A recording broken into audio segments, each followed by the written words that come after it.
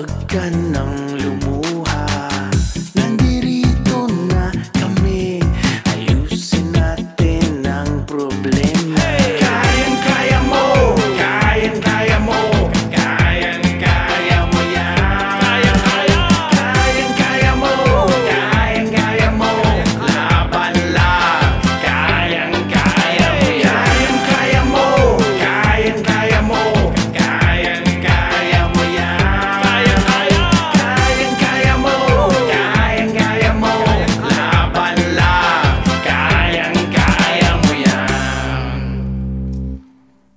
Magandang hapon po mga kababayan, and welcome sa inyong paboritong show tuwing Sabado, ang Kaya Mo Yan, ang Good News Show. Pero unang-una sa lahat, babatiin po natin ang ating co-anchor dito, ang ever the generous Emmer Gone. Happy birthday, partner Emmer.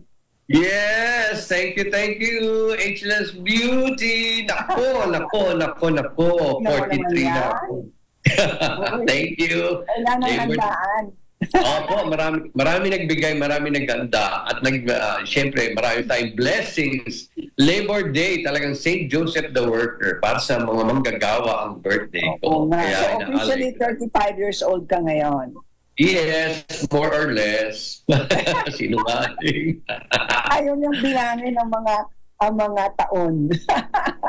Alam mo naman, lagi tayong bata rito sa ang ating youthfulness natin dito sa Kaya Mo Yan. Lagi tayong full of happy, healthy, and hopeful. Yes, ano talaga ang Good News Show. Partner Emmer, wala ang ating partner Ricky ngayon. Yes. Dahil sa happy anniversary naman siya. Yes, happy wedding 34. Anniversary. Wow, happy 34 years na.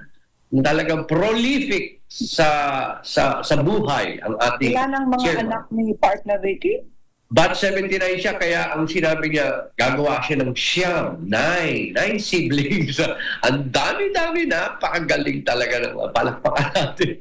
Prolific. Yun.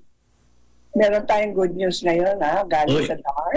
Yes. Gusto mong marinig ngayon? Mga kababayan, gusto niyong marinig? Yes, DAR. Sa saka? Yes, ma'am. DAR, NCIP, inaayos sa mga kasalukuyang alituntunin sa mga klowa na nakaapekto sa mga lupain ng mga ninuno. Tama ba yan, partner? Yes. Sa pagbibigay halaga sa malaking papel ng indigenous cultural communities, ayan yung mga IPs, ICCs at IPs sa pagtitiyak ng mabilis at epektibong implementasyon ng support to parcelization of lands for individual titling project. Pinangunahan ni Department of Agrarian Reform DAR Secretary Conrado M. Estrella III ang reorientation ng National Commission for Indigenous Peoples or NCIP hinggil sa split project kasabay ang leveling off ng Joint Administrative Order sa pagitan ng DAR at NCIP. Ito ang tamang pagkakataon para pag-usapan natin at pagsagawa ng konsultasyon para sa lahat ay magawa sa pamamagitan ng consensus. Lahat ng ginagawa namin dito ay batay sa mga probisyon ng batas. Pero siyempre, laging may puso kami para sa ating mga mamamayan, lalong-lalo na sa ating mga katutubo, binigyang diin ni Secretary Estrella. Ang 2 araw na pagsasanay ay nagsilbing plataforma para sa DAR at NCIP upang pag-usapan at pagbutihin ang mga umiiral na patakaran at gabay hinggil sa Collective Certificate of Land Ownership Awards or CLOAS na may posibleng overlap sa ancestral domains sa buong bansa. Ang aking pag-asa sa Joint Administrative Order na ito ay tunay na makapagtataguyod ng kung ano ang nangyayari sa baba. Kaya't sa halip na hidwaan, ito ay magiging mapayapang komunidad dulot ng ating pagtutulungan. Ani NCIP Chairperson Jennifer Pia Sibugla. Mhm. Sinabi ni Sibuglas na ang gawain ito ay magdudulot ng mapayapang pamayanan sa pagitan ng mga katutubo at mga hindi katutubon. Tinalakay ng mga kinatawan mula sa dalawang ahensya kung ano ang ikakaganda, ikakabuti at magbibigay kapangyarihan para sa mga katutubog Pilipino.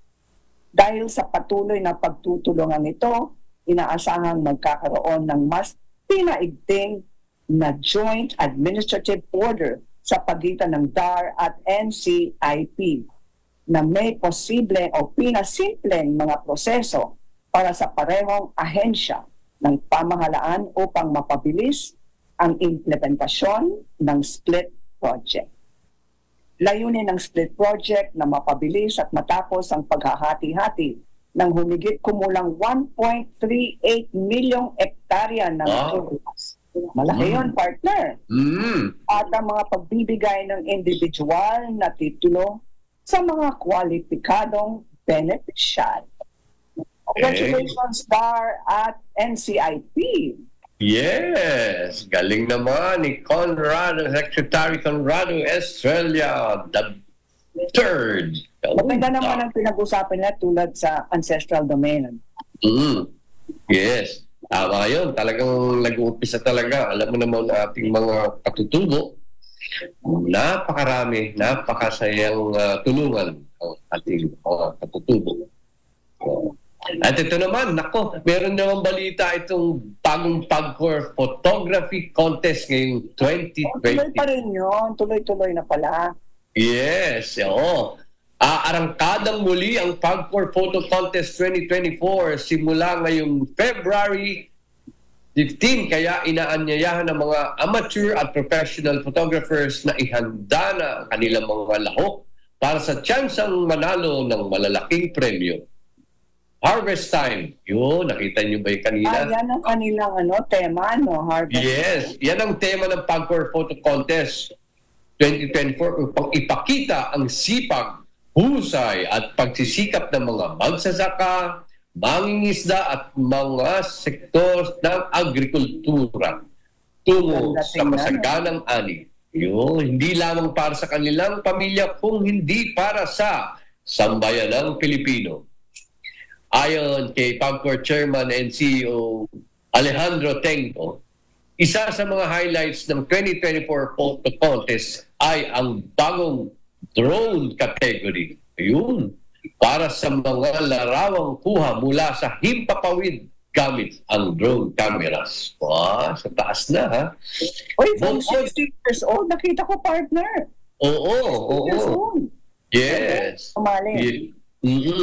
Bukod sa drone ay mananatili ang conventional category. Tampok ang mga larawang kuha gamit ang digital cameras at ang mobile category na tampok ang mga litratong kuha naman ng mobile devices. Itinaas din ng PAGCOR ang total cash prizes para sa patimpalak sa 2.23 million pesos mula sa 1.6 million pesos noong nakaraang taon. Oh, laki. Ang 8 mananalo sa conventional category ay makakatanggap ng 100,000 pisong premyo bawat isa. Samantalang nakakatanggap naman ng 50,000 piso bawat isa ang mga 16 na mananalo sa mobile at drone category. Ibinabadi ng PAGCOR ang age requirements sa mga nais lumahok sa 16 yun, na taong gulang mula sa 18 gulang noong nakaraang taon. Pwede na 16 years old. Ang lahat ng entries ay kinikilalang kuha mula August 1 to 2023 hanggang July 31, 2024. Yun. Kaya pumunta na po tayo para sa kumpletong detalye. Silipin ang PAGCOR Photography Contest 2024 subsite ang matatagpuan sa www.pagcor.ph. Yun. Congratulations. Tayo. Ay, nako. Mahilig tayo sa photography. Ngayon pa, harvest time. At least join kahit who knows, di ba? Baka Yes. makita ng mga judges ang amateur. Meron silang amateur category, di ba? Yes, talaga. Kaya yan natin lahat. Ang dami niya magpapadala ngayon. Ngayong summer, mag-outing pa naman kayo. Gumamit ng camera, di ba? Pwede yung camera ng cellphone mo. Oh yes, camera ng cellphone. Yan ang pwede lang. Kaya mobile devices. At siyempre mga professional sa drone.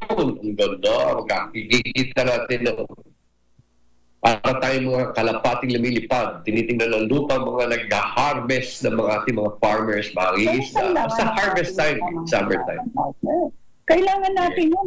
Maganda ang tema kasi yun po ay sustainability. Yes, Poverty tama. alleviation. Yes, ma'am. Yes, it's... Opo, and 4:80 na po. Uy, Okay. Magbabalik muli tayo. Kaya mo yan. babalik kami.